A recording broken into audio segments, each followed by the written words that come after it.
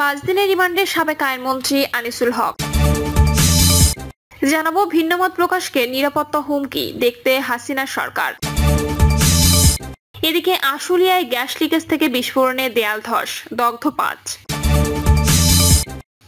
এবং সর্বশেষ জানাবো আমাদের বাঁচান, তেহরানে আটকে পড়া বাংলাদেশিরা। শুনছিলেন সংবাদ শিরোনাম, এবারে বিস্তারিত। 5 দিনের রিমান্ডে সাবেক আইনমন্ত্রী আনিসুল হক। রাজধানীর শাহবাগ ও পল্টন মডেল থানার পৃথক 2 মামলায় সাবেক আইনমন্ত্রী আনিসুল হক, সাবেক গৃহায়ন ও গণপূর্তমন্ত্রী ইঞ্জিনিয়ার মোশাররফ হোসেন এবং বাংলাদেশ পিপলস পার্টির চেয়ারম্যান বাবুল সরদার চাখারির রিমান্ড মঞ্জুর করেছে আদালত। ঢাকার মেট্রোপলিটন ম্যাজিস্ট্রেট এম মিসবাহ-উর রহমানের আদালত শুনানি শেষে এ আদেশ দেন। হত্যাচেষ্টা মামলা সূত্রে জানা গেছে, 2023 সালের 28 অক্টোবর স্বৈরাচার শেখ হাসিনা সরকারের গুম, খুন, নিপীড়ন, দ্রব্যমূল্যের ঊর্ধ্বগতি ও তত্ত্বাবধায়ক সরকারের অধীনে নিরপেক্ষ নির্বাচনের দাবিতে সমাবেশ আয়োজন করা হয়। এতে দেশের সব রাজনৈতিক দলের ঐকমত্যের ভিত্তিতে বিএনপি ও গণ অধিকার পরিষদ সহ অন্যান্য সমমনা রাজনৈতিক দল এই সমাবেশের ডাক দেয়। এতে ভুক্তভোগী বদরুল ইসলাম সাইমন অংশ নেন। শান্তিপূর্ণ সমাবেশে আসামিরা অতর্কিতভাবে হামলা করে। এ সময় আসামিদের ছোড়া এলোপাতাড়ি গুলিতে বাদী নিজে গুলিবিদ্ধ হন। পরে তাকে উদ্ধার করে হাসপাতালে নেওয়া হয়। আশুলিয়ায় গ্যাস লিকেজ থেকে বিস্ফোরণের দেয়াল ধস, দগ্ধ 5। সাভারের আশুলিয়ায় গ্যাস সিলিন্ডারের লিকেজ থেকে বিস্ফোরণে দেয়াল ধসের ঘটনা ঘটেছে। এতে একই পরিবারের 5 জন দগ্ধ হয়েছেন। সকালে নিশ্চিতপুর মন্ডল মার্কেট বাধিয়ারপাড় মহল্লায় জুয়েল আহমেদের মালিকানাধীন বাড়িতে এই ঘটনা ঘটে। প্রতিবেশীরা জানান, সকালে জাহানারা ঘুম থেকে উঠে রান্না করতে যান। এ সময় চুলায় আগুন দেওয়ার সময় হঠাৎ বিস্ফোরণ ঘটে। পরে তাদের উদ্ধার করে আশুলিয়া নারী ও শিশু হাসপাতালে নেওয়া হয়। আশুলিয়া নারী ও শিশু হাসপাতালের সহকারী ব্যবস্থাপক আসাদুদ্দৌলা রিজভী বলেন, গ্যাস সিলিন্ডার বিস্ফোরণে দগ্ধ হয়ে হাসপাতালে 5 জন এসেছিলেন। তাদের উন্নত চিকিৎসার জন্য ঢাকা মেডিকেল কলেজ হাসপাতালে বার্ন ইনস্টিটিউটে পাঠানো হয়েছে। জিরাবো মডার্ন ফায়ার সার্ভিসের স্টেশন মাস্টার আবু সাইম বলেন, খবর পেয়ে ঘটনাস্থল পরিদর্শন করেছি। তবে গ্যাস সিলিন্ডার লিকেজ থেকে ঘরে গ্যাস জমেছিল। তখন এক নারী রান্না করার জন্য চুলায় আগুন দিতে গেলে জমে থাকা গ্যাস বিস্ফোরণ হয়। এতে কয়েকজন দগ্ধ হয়েছেন। তবে গ্যাস সিলিন্ডার অক্ষত রয়েছে বলে জানান ফায়ার সার্ভিসের ওই কর্মকর্তা। আমাদের বাঁচান, তেহরানে আটকে পড়া বাংলাদেশিরা। আশপাশে এখন আর কিছুই নেই, কেবল কূটনীতিকদের কয়েকটি বাড়ি টিকে আছে, কিন্তু আশপাশে কিছুই নেই। আমার বাসাও গুড়িয়ে দিয়েছে। অনেকেই ফোন দিয়ে কান্নাকাটি করছেন, বলছেন এখানকার পরিস্থিতি ভালো না ভাই, আমাদের বাঁচান। কথাগুলো বিবিসি বাংলাকে বলছিলেন তেহরানে নিযুক্ত বাংলাদেশ দূতাবাসের কর্মকর্তা ওয়ালিদ ইসলাম। ইরানে টানা 6ষ্ঠ দিনের মতো হামলা অব্যাহত রেখেছে ইসরায়েল। একের পর এক বোমা বিস্ফোরণে কেঁপে উঠছে তেহরান। এ অবস্থায় জীবন বাঁচাতে দলে দলে রাজধানী ছাড়ছেন ইরানের বাসিন্দারা। গত কয়েকদিন ধরেই রাস্তায় তীব্র যানজট সৃষ্টি হতে দেখা যাচ্ছে। এদিকে অসংখ্য মানুষ গাড়িতে করে শহর ছাড়তে যাওয়ায় পেট্রোল পাম্পগুলোতেও জ্বালানি তেলের সংকট তৈরি হয়েছে। ঘন্টার পর ঘন্টা অপেক্ষা করেও অনেকে তেল পাচ্ছেন না। তেহরানের বাইরেও কিছু কিছু শহরে হামলার ঘটনা ঘটেছে। তবে ফলে যেসব জায়গা থেকে অনেকে যোগাযোগ করে নিরাপদ স্থানে সরিয়ে নেওয়ার জন্য আকুতি জানাচ্ছেন কর্মকর্তাদের কাছে। ভিন্নমত প্রকাশকে নিরাপত্তা হুমকি, দেখতে হাসিনা সরকার। আওয়ামী লীগের শাসনকালে অনলাইনে কোনো মতামত প্রকাশ, বিশেষ করে শেখ হাসিনা ও রাষ্ট্রীয় কোনো প্রতিষ্ঠানের সমালোচনা কিংবা কোনো আন্দোলন সমর্থনকে জাতীয় নিরাপত্তা হুমকি হিসাবে বিবেচনা করা হতো।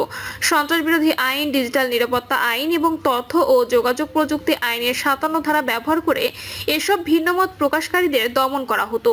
এই কারণে শেখ হাসিনার সময়ে রাজনৈতিক বক্তব্যকে নাগরিক অধিকারের পরিবর্তে অস্থিতিশীলতার কারণ বলে ধরা হতো। সম্প্রতি অন্তর্বর্তী সরকারের প্রধান উপদেষ্টা অধ্যাপক ডক্টর ইউনূসের কাছে গুম কমিশনের দাখিল করা 2য় পর্যায়ের প্রতিবেদনে এমন চিত্র উঠে এসেছে। প্রধান উপদেষ্টার প্রেস সচিব প্রতিবেদনের কিছু অংশ গণমাধ্যমে প্রকাশের জন্য দেন। প্রতিবেদনে বিচার ব্যবস্থার নানা বিষয় তুলে ধরে বলা হয়, ভিন্নমত দমনে সন্ত্রাস বিরোধী আইনে দেশের বিভিন্ন থানায় দায়ের করা মামলার অভিযোগের বক্তব্যে ছিল অনেক মিল। কোটা আন্দোলন, সড়ক নিরাপত্তা আন্দোলন, এমনকি সরকারি নেতাদের ছবি পোস্ট করাকে ধরা হতো বিশৃঙ্খলার কারণ হিসেবে। মামলার এজাহার ও চার্জশিটের ভাষাও ছিল একই। আইন ও বিচার প্রক্রিয়া অনুসরণ না করে পূর্ব নির্ধারিত ফরমায়েশি কাঠামো ব্যবহার করা হতো। যাত্রাবাড়ি ও মিরপুর সহ দেশের বিভিন্ন স্থানের মামলার এজাহার ও চার্জশিটের বক্তব্য বিশ্লেষণ করে একই বক্তব্য ব্যবহারের বিষয়টি নিশ্চিত হয়েছে কমিশন। প্রতিবেদনে উল্লেখ করা হয়, কাউকে আটকের পর যথাযথ প্রক্রিয়া অনুসরণ করে যাচাই বাছাই ছাড়াই গোয়েন্দা তথ্যের ভিত্তিতে বিশেষ অভিযান চালিয়ে ধরা হয়েছে এমন কথা বলতেন আইন সংশ্লিষ্টরা। সব ঘটনায় একই ধরনের বেনামি সূত্র ব্যবহার করা হতো। আইনের এমন ব্যবহারে দেশের জবাবদিহিতাহীন পুলিশিং স্বাভাবিক হয়ে ওঠে।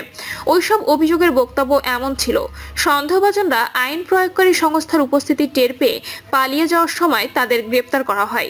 এই পালানোর চেষ্টা ধরনের বক্তব্য বহু মামলায় দেখা যায়। এর মাধ্যমে ওয়ারেন্ট ছাড়া গ্রেপ্তারকে বৈধতা দেওয়া হয়। ফলে অভিযোগের সুনির্দিষ্ট প্রমাণ ছাড়াই যেই কারো বিরুদ্ধে পুলিশি পদক্ষেপ যথাযথ পদ্ধতি হিসাবে স্বীকৃত হয়ে ওঠে। প্রতিবেদনে আরো বলা হয়, কাউকে আটকের পর সন্ত্রাসবাদের অভিযোগে তাৎক্ষণিক স্বীকারোক্তি আদায় করা হতো। বেশিরভাগ ঘটনায় পুলিশের লিখিত অভিযোগ এমন ছিল যে গ্রেপ্তারের পর প্রাথমিক জিজ্ঞাসাবাদে সন্দেহভাজনরা নিষিদ্ধ জঙ্গি গোষ্ঠীর সঙ্গে সম্পৃক্ততার কথা স্বীকার করে। মূলত এ ধরনের তাৎক্ষণিক স্বীকারোক্তি আইনসিদ্ধ নয়, এমনকি জিজ্ঞাসাবাদের আইনি নিয়মেরও পরিপন্থী।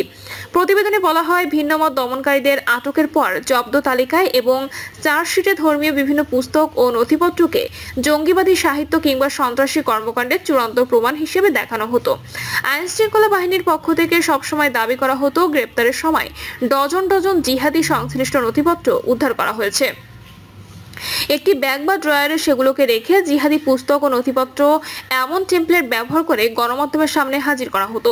জব্দ পুস্তকের তালিকা বিশ্লেষণে দেখা গেছে, মূলত ধর্মীয় সাহিত্যকে জঙ্গিবাদ হিসেবে দেখানো হয়েছে।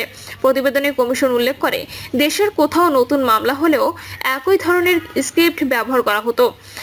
যাচাইবিহীন গোয়েন্দা তথ্য, কপি পেস্ট স্বীকারোক্তি এবং ধারণাপ্রসূত অপরাধের বিবরণ আইন প্রয়োগকারী সংস্থা ও বিচার সংশ্লিষ্টদের সত্যতা যাচাই থেকে দূরে সরিয়ে রাখে।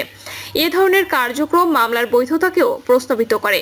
প্রতিবেদনে বলা হয়, ভিন্নমত দমনে সন্ত্রাসবিরোধী আইনের মামলা দ্বারা আদালতের উপর প্রভাব বিস্তার করা হয়েছে। বেশিরভাগ মামলায় বিচারিক নিয়ম নীতি অনুসরণ করা হয়নি।